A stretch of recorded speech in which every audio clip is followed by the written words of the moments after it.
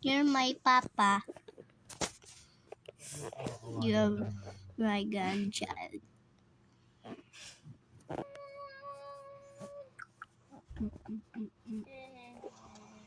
Let's go.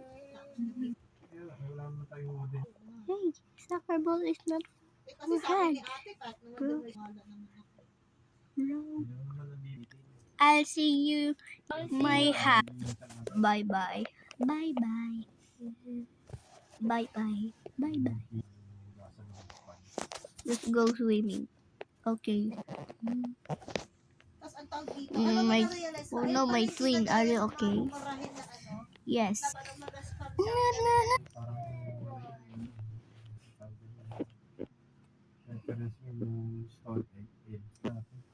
Hindi ako nag... Sabot akong gumot. Happy ba kaya today's video? Dati mo na sige ako. Why is the ocean less? There's less water today. Okay. Kuya, ano nga? I found a beach ball here. I found a beach ball here.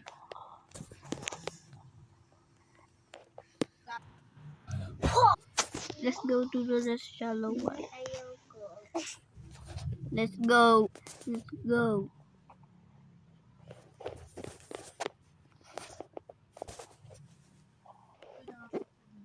Oh, I forgot my sandal.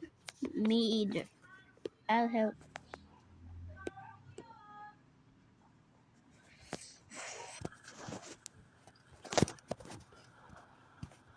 Stop the you. Happy ka ba sa news?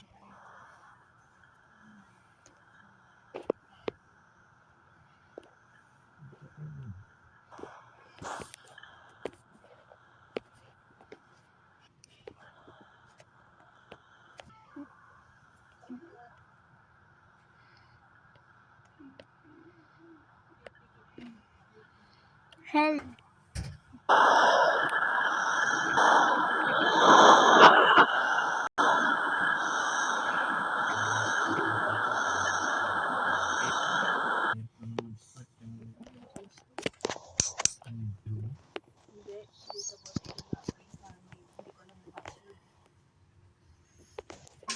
If I win.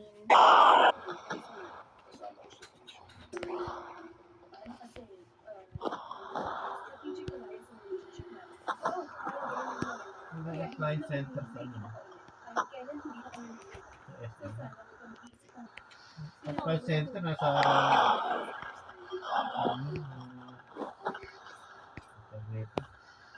paglabas ng ano?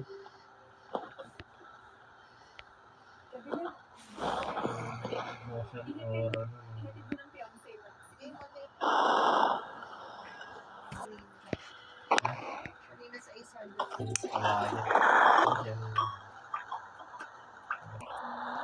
Sa mga pag-ibig na babahagi ko, malungkot na ang ulang ko sa planta sa isang sikat na inuwi. Ang sinanong baby ko na, ganasod ka tayo. May talaga akong kapatid. Sasasama na pagkakaroon naman paminsan-minsan pero maayos lang po na yun. Nokia 3250. Wala akong pagsasama na kuya. Sinabi ko sa sarili ko na gagala na tayo ang araw dito sa gabi-gabi. At umuwi ng 2 beses sa isang nabawasan mo rin ang padalang pera ni Papa. Kung kailangan din namin ang tagtag na alaga sa school sa mga sa kailangan mo magpapalot at hindi maagapan ang tanong sakit na yun.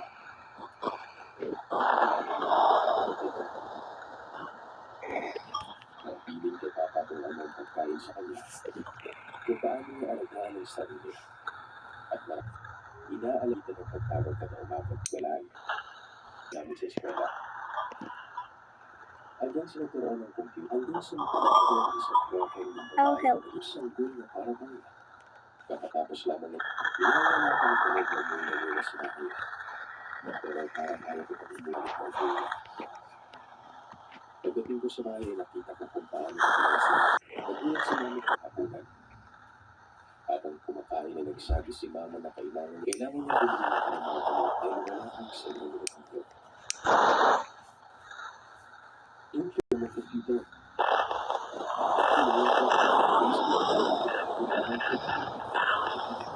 Pumunta sa computer shop kung saan kami pumunta kahapon.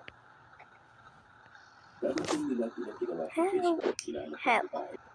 Doon ay nakita nito sumuhayin sa gusto ng mga ito. Pumirit din kami sa kanya ng ticket fried chicken na siyang ayaw niya sana pero naging abala kami sa bahay. Kahit pa paano ang naidaos namin ang karawan ni Mama ng araw na yun. Habang kumakain kami at ang ilang bisita ni Mama. Pero pinindot ko lang ang answer button ng cellphone. Kagad ako pumunta sa kusina at sinagot ko siya ng mabuti nga yun para turuyin ka ng makakay. Ano, wala ka naman kwenta. Sinungaling ka. Yun na dapat ang pinakamasaya nga. Doon na umiyak si Mama. Mabuti na lang pumasok sa kanya sa kusina. Kaya nahinto yung pagiging emosyonal na ginaparan. Kahit paano ay napangiti naman si Mama ng araw niya. Ako naman, kung ano-ano ang mga masasakit na kakagasin natin. Araw-araw siya nagtatanong ng mensahe kay Mama at sinasabihan ng masasakit na salita kagaya ng wala kaming awa sa kanya. Dahil ba hindi siya makapagpapito? Akala talaga niya wala kaming alam sa kung anong pinagagawa niya sa ilulido niya.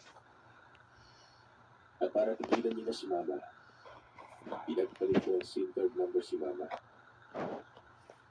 Nagalit ako sa pinagsasabi ng akin. Samantalang si Mabit naman ay graduate na sa elementarya na. At sa araw na nakatapos niya, ay tinatawag siya ng mga kasama ng aming mga kaibigan tinatapit na. Dumating si Papa. Binabi niya si Mabit pero masama rin tumitig sa akin. Doon niya pinipronta si Mama. Sabi ako na, kung bakit ganoon ang trato namin sa kanya. Kung bakit hindi na kami tinatawag sa kanya. Sinumbatan niya kami sa mga nagawa niya para sa amin at kaya nagkasagutan na kami dalawa. Sinaktan niya ako. Mabilis siyang inawat ni Mama. Pagkaawat ni Mama ay si Mama naman ang sinaktan niya. At para magkaroon na rin ng ebidensya ang nangyaring panalapit sa kanya